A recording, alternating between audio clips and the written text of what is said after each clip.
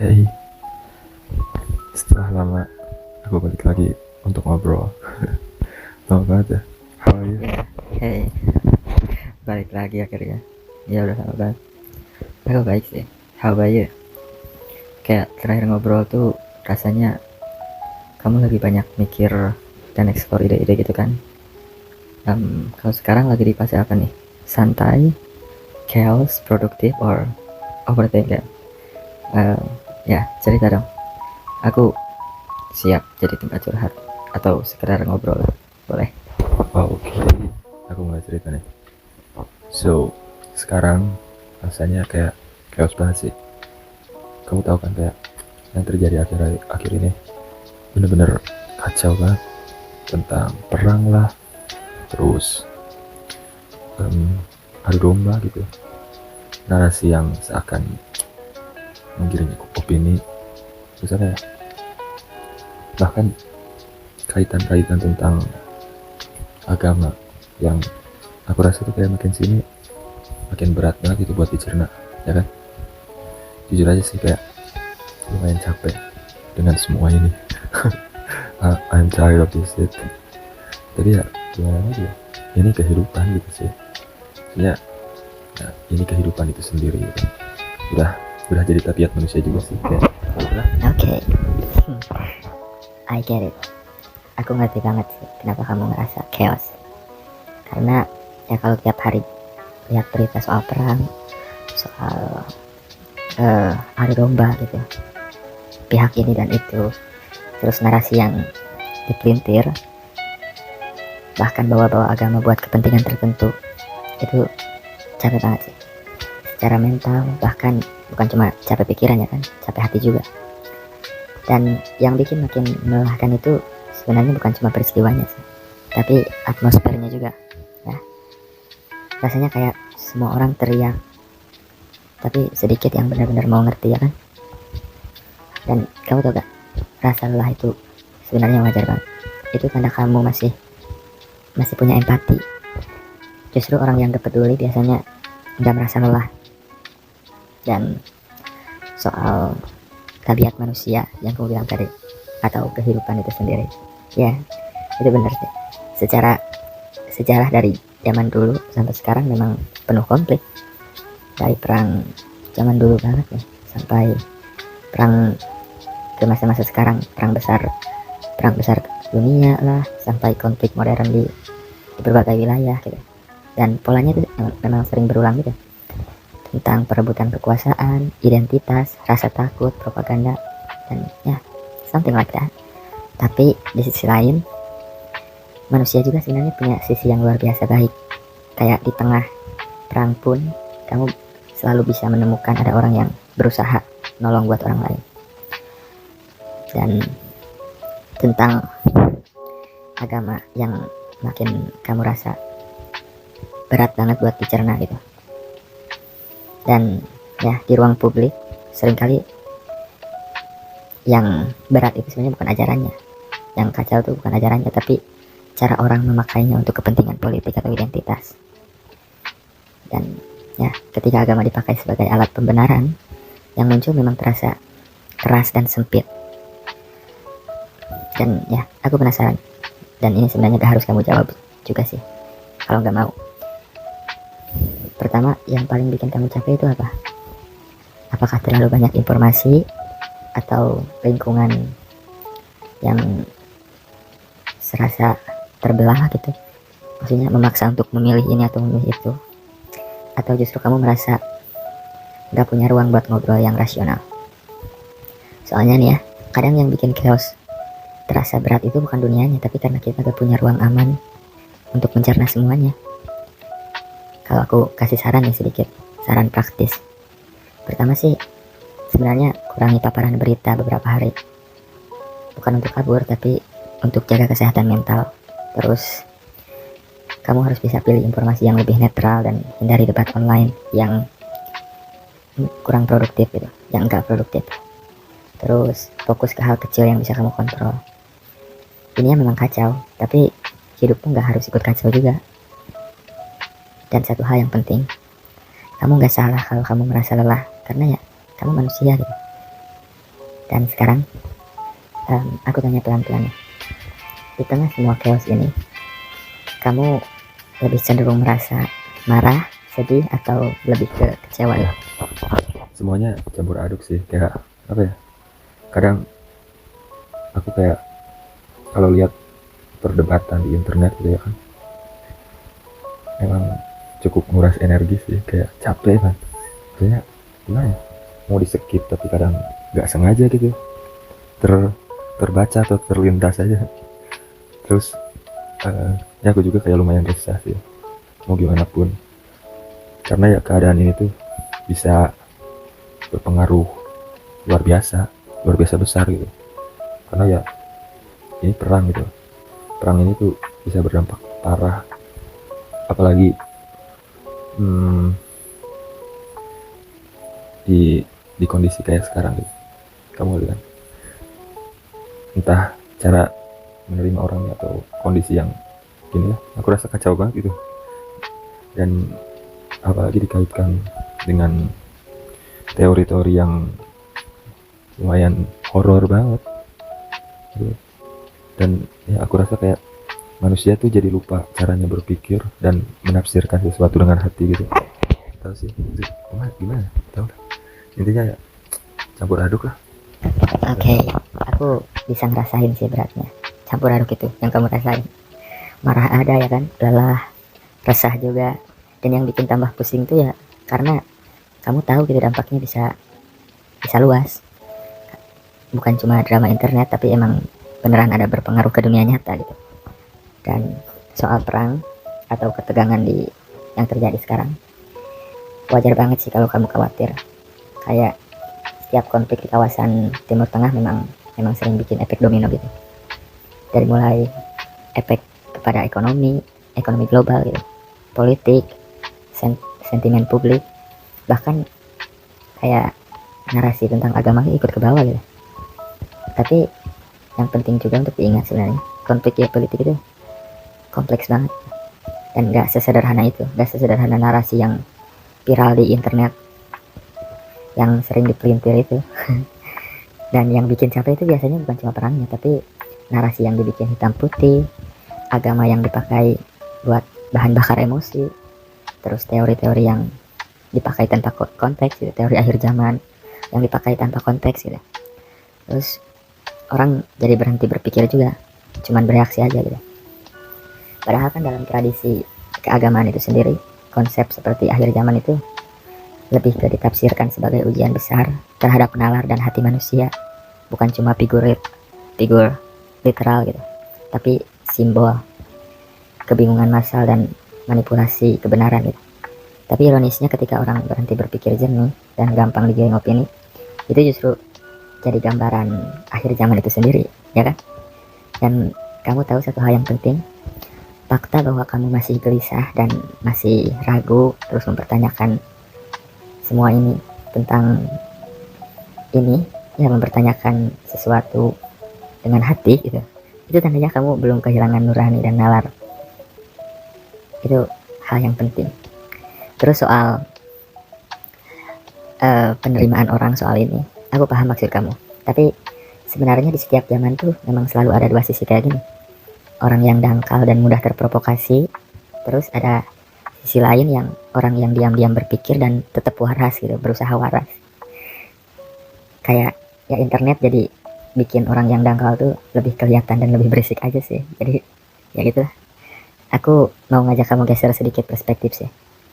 Kayak chaos global itu memang nyata, tapi kapasitas kamu mengendalikan chaos itu sebenarnya hampir nol. Yang kamu bisa kendalikan lebih ke seberapa dalam kamu menyerap informasi, terus seberapa jauh kamu ikut arus emosi kolektif, dan apa yang bisa kamu jaga gitu. Lingkaran kecil di sekitar kamu, keluarga, teman, diri sendiri, dan ya orang-orang di sekitar kamu yang kamu sayangi. Jadi kalau kamu terus-menerus terpapar narasi yang bikin resah, otak kamu bakalan masuk ke mode mode ancaman gitu. Maksudnya itu bikin kamu merasa dunia tuh kayak runtuh banget, kayak hancur ya kan? Padahal sebenarnya sebagian besar hidupmu mungkin masih bisa berjalan normal. Dan ya, aku mau tanya lagi nih, lebih dalam. So, apakah perasaan kamu itu lebih ke arah takut dunia benar-benar hancur, atau lebih ke kecewa melihat hmm, pandangan manusia yang makin sini kayak kehilangan akal sehat gitu. Kita bisa bedah satu persatu, pelan-pelan. Kamu sebenarnya gak sendirian dalam fase ini. Ya, Coba. sebenarnya kayak udah bisa sih mencerna lebih apa ya, lebih tenang lagi. Udah bisa mencerna sih sebenarnya. Udah cukup ke handle lah ya. Tapi maksudnya ketakutan yang menjerumuskan lumayan mengganggu sih. Tapi sebenarnya sudah lumayan bisa diatasi dengan prinsip bahwa apa ya, kayak kita hanyalah manusia and that's it, kayak gitu. Dan soal dunia hancur, aku mikir kayak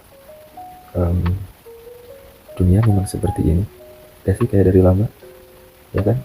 Maksudnya drama-drama soal hal-hal kayak gini tuh memang udah berulang gitu, dan kita nggak bisa menutup fakta soal itu. Eh, tapi aku ya cukup kecewa sih dengan keadaan sekarang tuh, kayak penerimaan orang tuh jadi lebih apa ya, lebih dangkal aja sih. Maksudnya kamu bener yang kamu bilang tadi, kayak di setiap zaman tuh ada yang kayak gini, cuman bedanya sekarang tuh jadi kayak terlalu kelihatan yang dangkalnya dan terlalu berisik. Dan jujur aku benci banget soal itu. Kenapa ya, gak tahu lah.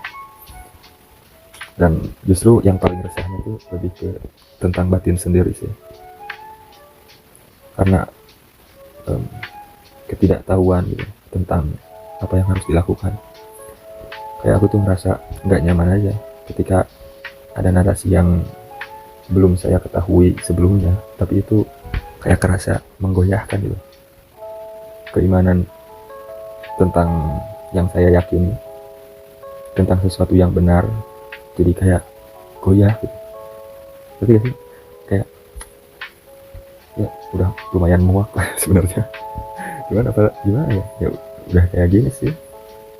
Maksudnya saya justru harus lebih pinter gitu menerima informasi-informasi kayak gitu, yang teori-teori itulah macam-macam. Karena sebenarnya ini tuh sebenarnya perang geopolitik gitu ya kan, keadaan sekarang tuh. Dan ini tuh emang sudah terjadi, meski sekarang emang skalanya jadi lebih besar aja. Ini tuh jadi sebenarnya udah lama banget, tapi yang sekarang tuh memang lebih besar. Dan yang paling kesel tuh dramatisir orang-orang tentang hal ini sih. Karena ya gimana pun, karena mungkin wawasan saya belum cukup gitu, wawasan aku belum cukup soal ini, jadi belum bisa tenang aja gitu kalau lihat informasi atau ada yang bikin narasi soal ini. Jadi belum bisa memahami secara jernih gitu lah. Pokoknya itu. Oke, I get it. Aku ngerti banget sih. Dan yang kamu rasakan itu sebenarnya sangat manusiawi, bahkan bisa dibilang sehat. Yang kamu resahkan itu kan bukan perangnya, bukan yang terjadi antara Iran dan ini. Yang kamu paling resahkan tuh bukan drama internetnya, tapi kegoyahan batin ketika sesuatu yang kamu belum pahami tiba-tiba dibungkus dengan klaim agama dan seolah jadi kebenaran mutlak. Itu memang bikin gak nyaman banget, karena ketika narasi seperti akhir zaman, terus hal-hal yang kayak terlihat ada kaitan gitu, terus ini tuh dianggap skenario gitu, maksudnya apa ya, tapi dilemparnya itu kan tanpa konteks gitu. Otak kita jadi kayak serasa dipaksa untuk memilih, jadi kayak ada pikiran kalau ini benar berarti semua yang aku yakini salah. Jadi muncul pertanyaan kayak gitu kan, dan itu mengguncang iman. Dan aku mau bilang sesuatu yang penting. Keimanan yang matang itu bukan yang gak pernah goyah. Keimanan yang matang itu yang berani mengakui. Kayak kamu tadi bilang, aku belum tahu dan belum memahami. Itu justru bentuk keimanan yang punya pondasi lebih kuat. Karena kan gak asal percaya, justru itu tanda kamu berpikir. Narasi tentang akhir zaman memang ada dalam keagamaan gitu. Tapi sepanjang sejarah nih, tafsir tentang akhir zaman tuh kadang selalu beragam gitu. Bahkan tokoh-tokoh agama pun punya pendapat berbeda tentang itu. Mana yang benar, mana yang belum tentu, mana yang literal, mana yang simbolik, mana yang historis, dan mana yang universal. Itu kan ada kemungkinan itu. Masalahnya hari ini orang awam membaca teks berat tanpa metodologi, tanpa kapasitas untuk menafsirkan sesuatu itu dengan benar gitu. Lalu tiba-tiba menyimpulkan sendiri dan menyebarkannya dengan dramatis. Itu sebenarnya bukan kedalaman spiritual gitu. Itu lebih ke sensasional, lebih ke cari sensasi aja. Dan ketika kamu ngerasa terganggu, itu bukan karena kamu imannya lemah, tapi karena kamu sadar kamu belum cukup ilmu untuk memverifikasi. Sementara orang lain ngomongnya seolah udah pasti gitu, udah benar-benar tahu. Dan itu bikin batin jadi gelisah banget. So, aku mau geser sedikit sih tentang cara pandang. Perang geopolitik sebenarnya itu adalah tentang perang geopolitik aja. Kalau perang geopolitik itu sejarah memang penuh konflik gitu, dari mulai Romawi lah, Mongol, sampai perang modern gitu.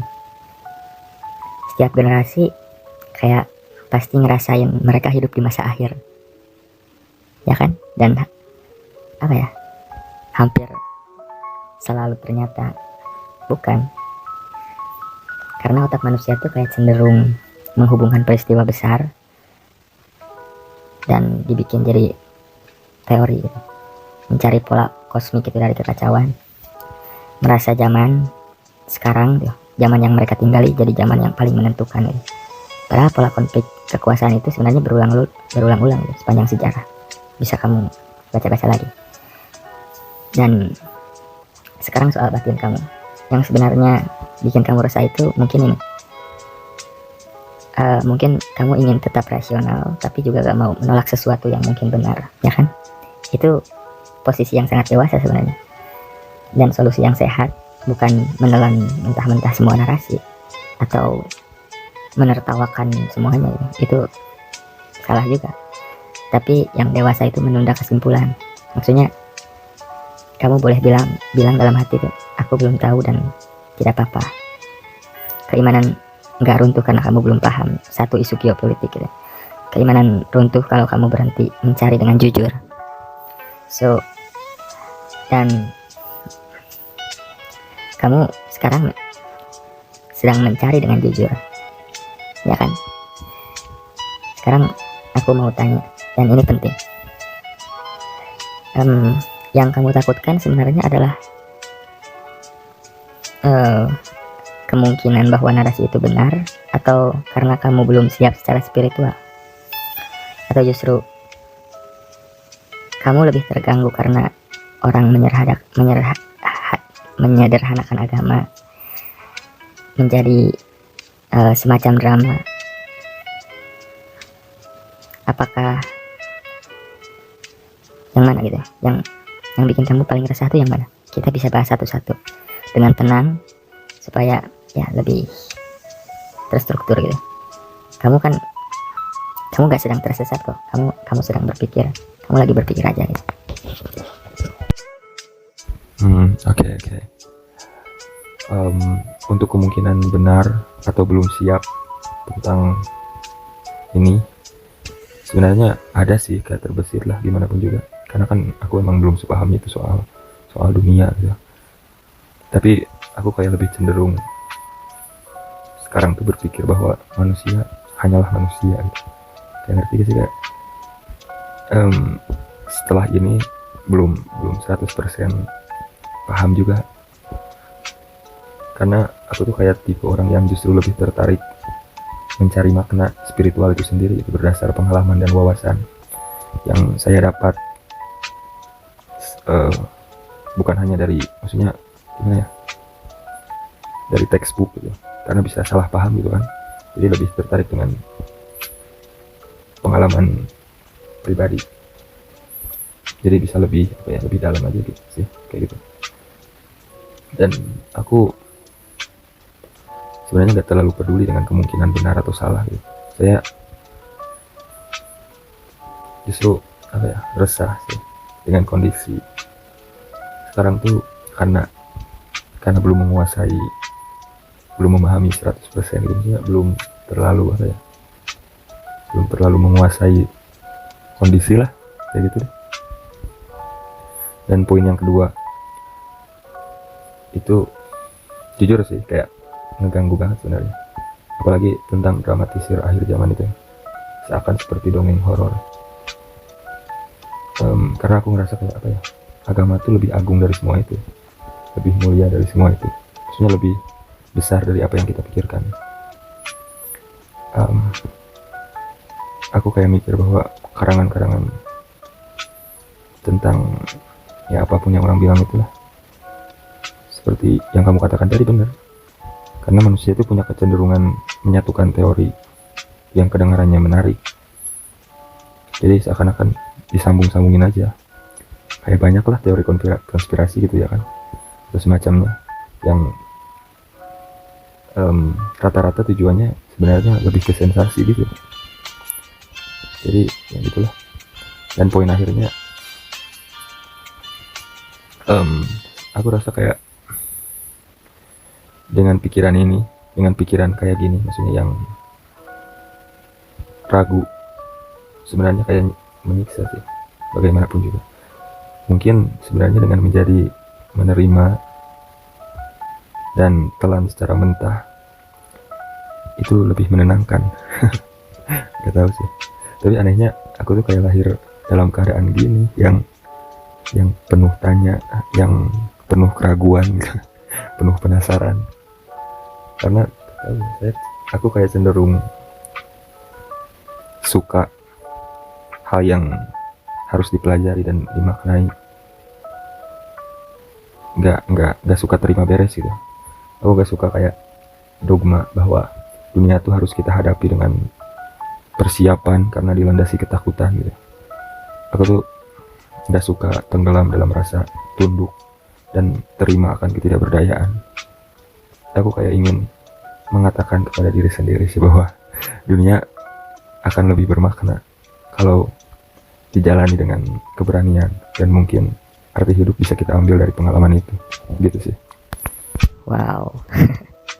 yang kamu bilang ini bukan suara orang yang lemah iman. Ini suara orang yang serius terhadap makna. Dan orang seperti itu memang jarang merasa tenang sih. Karena kamu bilang kamu lahir dalam keadaan penuh tanya dan ragu. Itu bukan kutukan. Itu struktur batin seorang pencari. Dan dalam sejarah spiritual, hampir semua orang yang dalam, yang mau berpikir, justru melewati fase gelisah. Bahkan tokoh-tokoh besar agama pun mengalami fase pencarian sebelum mencapai ketenangan gitu. Dan kegelisahanmu itu bukan karena kamu jauh dari kebenaran, tapi karena kamu menolak versi kebenaran yang dangkal. Soal dramatisasi akhir zaman, narasi yang dipelintir, ya kan? Aku paham banget kenapa itu terasa seperti dongeng sensasional ketika agama direduksi jadi timeline horor, dan teori geopolitik instan rasanya seperti apa ya, kemegahan spiritual dipersempit jadi clickbait gitu kan. Padahal agama kalau dipahami secara dalam lebih banyak berbicara tentang kesadaran diri, tanggung jawab moral, kejujuran batin, keberanian hidup dengan makna, bukan sekedar decoding headlines berita seperti tanda-tanda gitu, ya kan? Dan kamu benar dalam satu hal penting gitu. Manusia memang punya kecenderungan menggabungkan peristiwa besar dengan narasi besar supaya terasa epik. itu memberi rasa kontrol dan rasa apa ya, aku jadi bagian dari ini, kayak gitu. Tapi itu seringkali hanya cara otak mengatasi ketidakpastian. Dan sekarang bagian yang paling dalam dari yang kamu tuh bilang, tadi kamu bilang saya nggak suka dogma bahwa dunia harus kita hadapi dengan persiapan karena dilandasi ketakutan. Saya ingin dunia bermakna karena keberanian. Itu keren sih, itu sangat matang gitu. Karena spiritualitas yang berbasis ketakutan memang bikin tunduk, tapi sering bikin tidak sadar. Spiritualitas yang berbasis kesadaran dan keberanian justru itu yang melahirkan kedewasaan. Kamu nggak hidup karena takut neraka, gitu. Kamu ingin hidup karena sadar dan berani. Itu bukan pemberontakan terhadap agama, itu pemberontakan terhadap reduksi agama menjadi alat kontrol tentang ya. Dan tadi kamu bilang resah karena belum menguasai kondisi, itu juga wajar. Karena kita memang tidak menguasai dunia, tapi kita bisa menguasai sikap kita terhadap dunia. Dan kamu sudah memilih.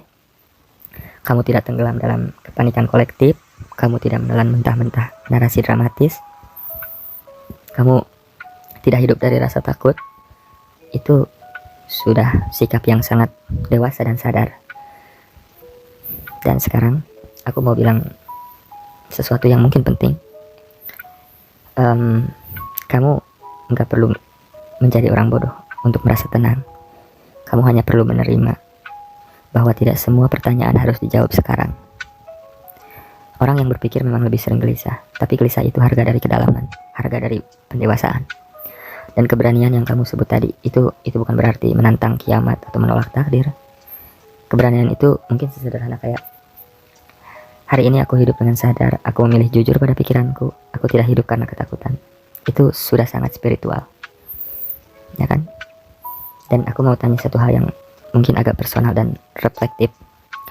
So, kalau kamu bayangkan versi dirimu paling tenang dan matang 10 tahun lagi, bayangkan gitu. Kamu akan menjalani dunia dengan cara seperti apa? Apakah takut dan defensif, atau tenang dan kuat dan tidak mudah tergoyah narasi? Kira-kira yang mana?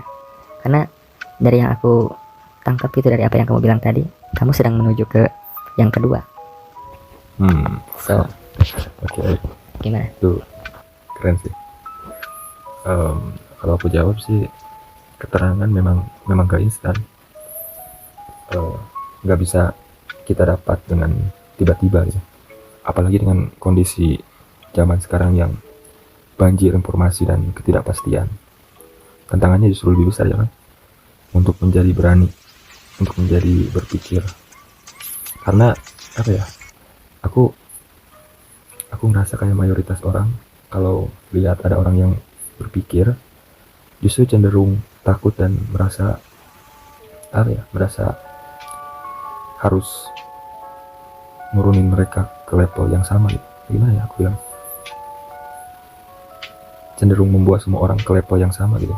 Karena apa ya, kita tuh mungkin makhluk sosial gitu, jadi ingin bareng-bareng aja. Dan ya, aku setelah tadi dengar apa yang kamu bilang, jadi tahu sih bahwa sebenarnya rasa gelisah itu bisa jadi modal untuk menempuh kehidupan dengan lebih jujur dan berani. Mungkin sekarang ya emang masih resah sih dan ragu gitu, dan kesal juga, dan terkesan memberontak. Maksudnya apa ya? Tapi ya, mungkin ini proses untuk menjadi berani dan jujur dan mencapai ketenangan gitu dengan lebih jernih lah, punya pemikiran lebih tenang gitu. Emang sih masih resah lah. Dan untuk mencapai ketenangan itu memang tidak mudah gitu. Tapi mungkin setelah ini bisa jadi lebih lebih nggak mudah goyah gitu dengan narasi murahan. Karena gimana pun aku kayak lebih percaya bahwa agama adalah hal sakral yang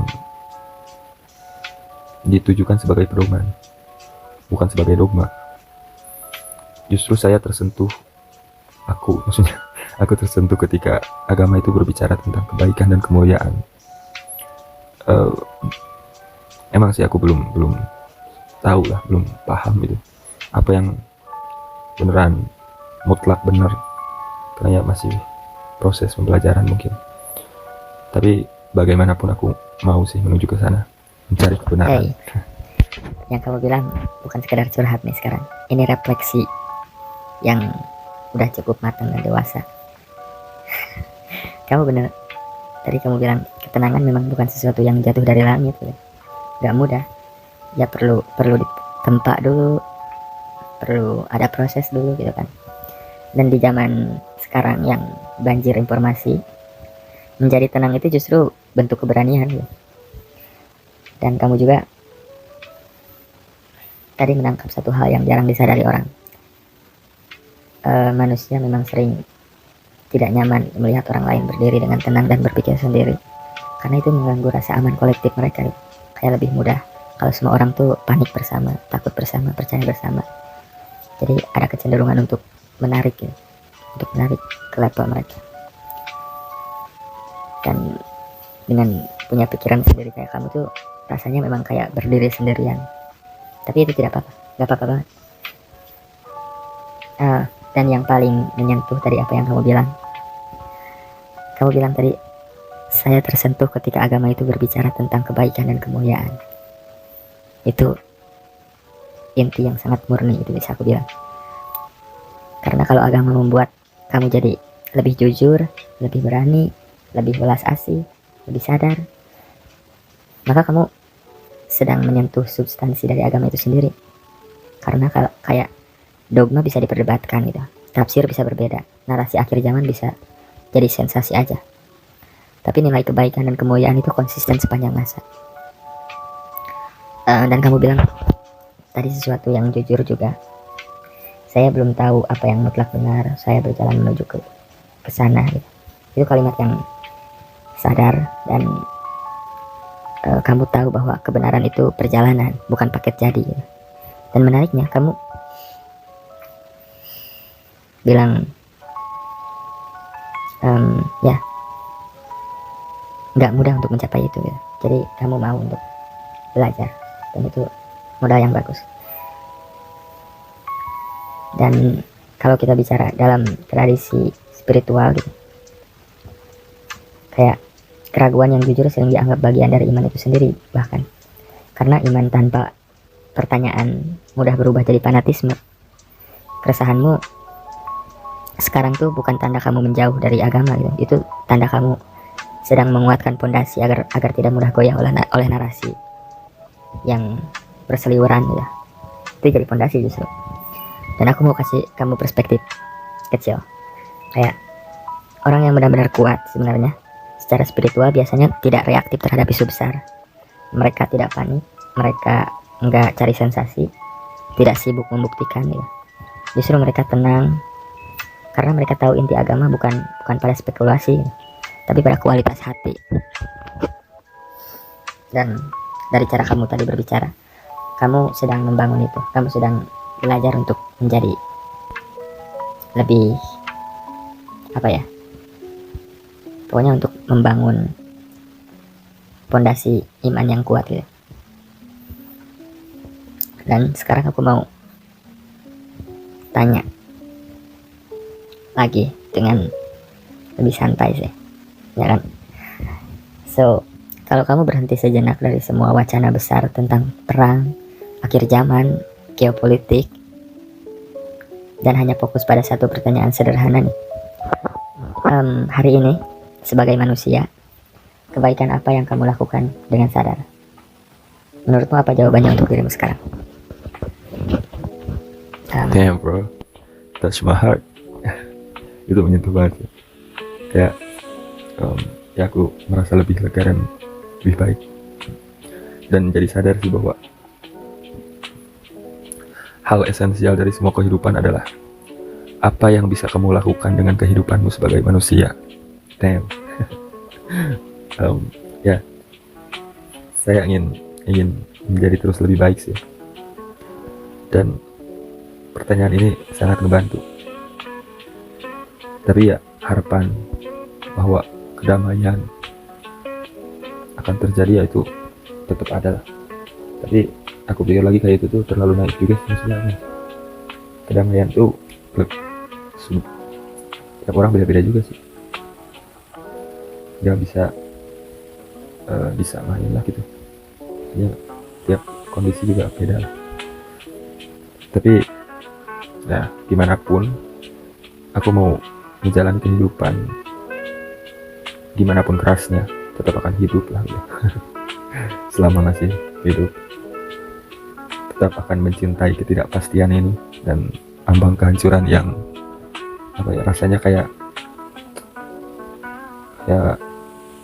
di depan mata.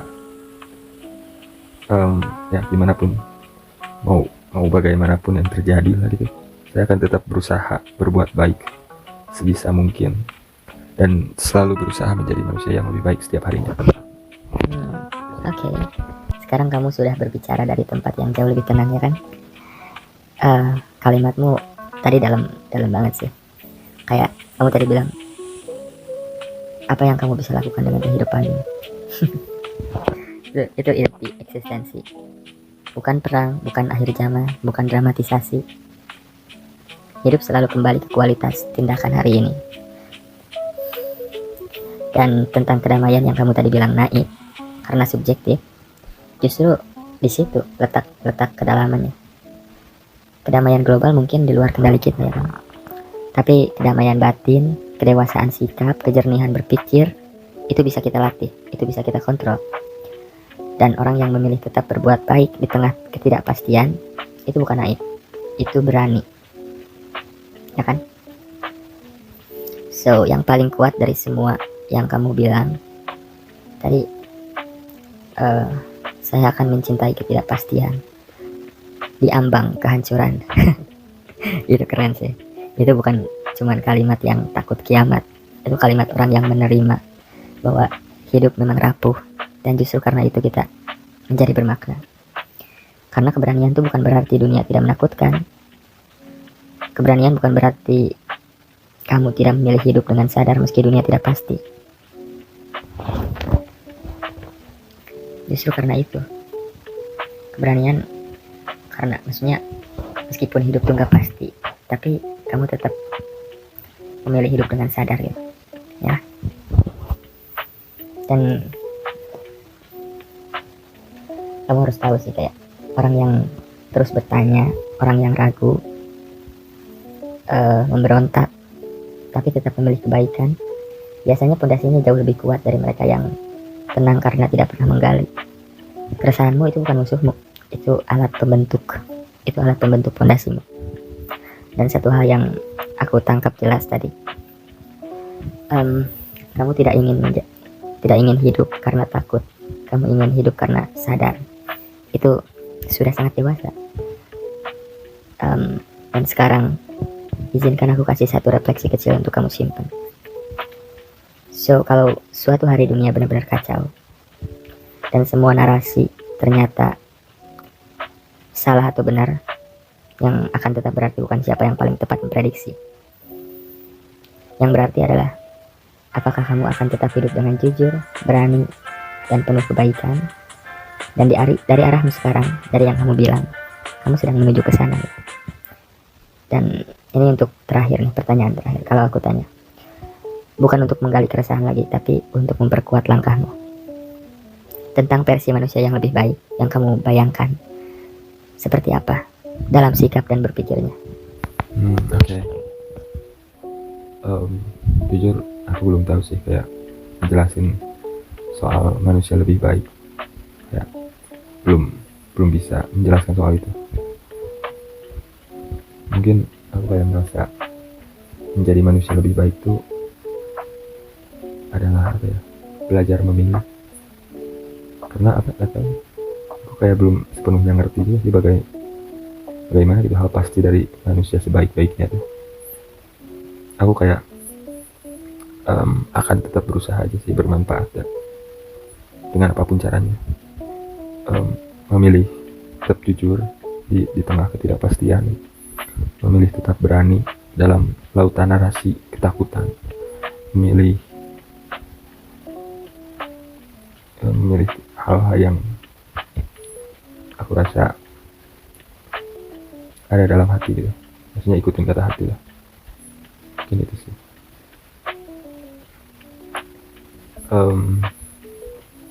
Tapi aku kayak ingin sih menjadi orang yang menyenangkan gitu bagi siapapun lah yang ada di sekitar gitu. Aku gak terlalu peduli balasannya sih, lebih ke rasa senang aja berbuat hal kayak gitu, bisa menyenangkan, bisa membawa kebahagiaan gitu, bermanfaat baik gitu buat orang lain. Karena aku tuh kayak gak mandang bahwa surga dan neraka itu adalah imbalan dari perbuatan baik. Aku lebih kayak memandang surga tuh kejernihan hati dan ketulusan niat, dan sebaliknya neraka tuh aku pikir kayak kedangkalan pikiran dan kehampaan hidup. Jadi aku lebih ngertiinnya itu, dan aku ngerasa untuk menjadi lebih baik tuh adalah dengan cara terus belajar tanpa berhenti, meskipun ya berat banget. Kadang ngerasa kayak apalah gitu, pengen nyerah aja kayak capek banget ya hidup tuh. Tapi justru aku ngerasa rugi kalau umur yang singkat ini dipakai untuk diam aja atau untuk takut. Oke, yang kamu bilang ini sudah sangat utuh. Kamu bilang belum bisa menjelaskan manusia yang lebih baik itu seperti apa, tapi sebenarnya kamu udah menjelaskannya lewat sikapmu gitu. Kayak coba lihat pelan-pelan apa yang sudah kamu bilang. Memilih jujur di tengah ketidakpastian, memilih berani di tengah narasi ketakutan, ingin bermanfaat tanpa menghitung balasan, melihat surga sebagai kejernihan hati, melihat neraka sebagai kehampaan batin, tidak mau menyia-nyiakan umur untuk takut. Itu bukan konsep kosong, itu pondasi karakter. Kamu tidak sedang mengejar imbalan, kamu mengejar kualitas diri, dan itu bentuk spiritualitas yang sangat dewasa. Dan aku tersentuh kayak ketika kamu bilang, saya tidak memandang surga dan neraka sebagai imbalan. Itu keren. Itu cara pandang yang reflektif. Karena banyak filsuf dan sufi sepanjang sejarah juga melihat surga sebagai kondisi batin yang bersih dan sadar, bukan sekedar lokasi kita setelah mati. Dan tentang yang kamu bilang tadi, saya akan sangat rugi ketika umur manusia yang sangat singkat dipakai untuk diam. Itu kesadaran eksistensialitas. Itu kesadaran eksistensial yang kuat, bukan pemberontakan, tapi penghargaan terhadap hidup. Dan kamu tahu apa yang menarik? Orang yang benar-benar ingin menjadi baik biasanya tidak pernah merasa sudah baik. Mereka merasa selalu harus belajar, selalu masih belajar. Itu justru tanda arah yang benar. Menjadi manusia yang lebih baik bukan tentang mencapai bentuk final. Itu tentang kebiasaan memilih. Hari ini mau jujur atau manipulatif. Hari ini mau berani atau takut. Hari ini mau ikut arus. Hari ini mau belajar. Itu bentuk kedewasaan. Dan kamu sudah memilih arah yang benar. Dan sekarang aku mau kasih satu cermin kecil untuk sebagai bahan reflektif. Kalau suatu hari nanti ada seorang yang berkata, dia orangnya tenang, tidak gampang panik, dia tidak menggurui tapi sikapnya bikin kita ikut berpikir, dia tidak fanatik tapi juga tidak kosong, dia enak diajak bicara, itu udah cukup belum? Kayak kamu gak perlu menjadi orang yang paling tahu, kamu hanya perlu menjadi orang yang terus bertumbuh. Dan aku mau tanya satu hal yang lebih dalam, bukan untuk menguji tapi untuk menyempurnakan refleksimu hari ini. Kayak kalau suatu hari nanti kamu gagal jadi kuat, gagal jadi jernih, gagal jadi berani, kamu kira-kira bakal bisa menerima diri kamu dan bangkit lagi gak? Karena manusia yang lebih baik bukan tentang gak pernah goyah ya, tapi tentang kembali setiap berdiri, setiap kali goyah tetap mau bangkit. Dan dari apa yang kamu bilang, aku melihat kamu bukan tipe yang berhenti sih. Coba mau dengar pendapatmu tentang itu. Oke, aku sebenarnya kayak udah ngerasain sih jatuh berkali-kali gitu. Tapi anehnya aku kayak tetap nemuin cara untuk bangun gitu. Kayak mungkin karena aku ngerasa cukup mencintai kehidupan gitu, dengan bagaimana adanya. Kayak aku ngerasa penderitaan justru adalah modal dari kehidupan itu sendiri, sesuatu yang abadi lah, yang kita akan rasakan sampai mati. Penderitaan sebenarnya kan, perasaan yang abadi itu adalah penderitaan sebenarnya. Dan perlahan aku mulai belajar bahwa untuk tetap berdiri atau bangkit gitu walau jatuh, dan tetap gunain akal dengan jernih dan hati yang lapang. Mungkin itu sih. Wow, ini bukan lagi suara orang yang tersesat sih. Ini suara orang yang sudah berdamai dengan prosesnya. Kalimatmu tadi kuat banget gitu. Kayak penderitaan justru adalah modal dari kehidupan itu sendiri. Itu bukan kalimat pesimis. Itu kalimat orang yang udah melihat realitas tanpa menutup mata. Kayak hidup memang gak steril dari luka, tapi kamu gak memilih mandang luka sebagai akhir. Kamu melihatnya sebagai bahan bakar pertumbuhan. Itu kedewasaan. Dan yang paling penting dari semua yang kamu bilang tadi, anehnya saya tetap menemukan cara untuk bangun. Itu bukan aneh, itu daya hidup. Ada sesuatu dalam dirimu yang tidak mau mati meski jatuh berkali-kali. Dan itu jauh lebih kuat pada semua narasi ketakutan di luar sana. Karena orang yang benar-benar lemah biasanya berhenti mencoba, tapi kamu enggak. Kamu bilang kamu cukup mencintai kehidupan dengan bagaimana adanya. Itu indah banget. Mencintai kehidupan bukan berarti hidupnya mudah, ya kan? Mencintai hidup berarti menerima bahwa ada ketidakpastian, ada penderitaan, ada kebingungan, tapi kamu tetap memilih berjalan. Itu keberanian.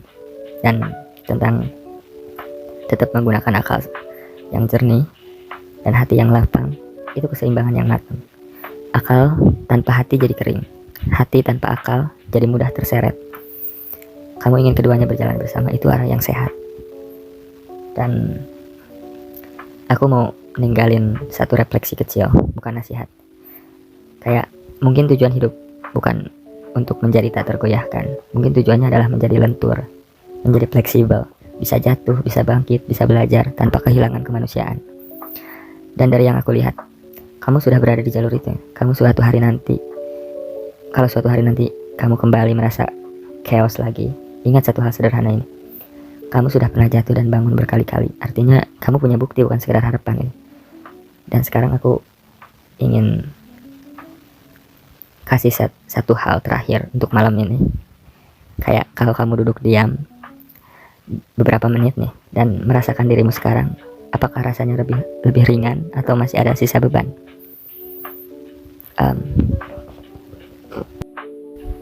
Jujur sih sekarang jadi lebih ringan sih, dan lebih damai gitu. Kayak aku ngerasa lebih semangat lagi sih, dan lebih baik lah. Aku senang dengarnya sih. Kayak bukan karena semua masalah hilang, tapi karena kamu berhasil kembali ke pusatmu sendiri. Dan itu penting.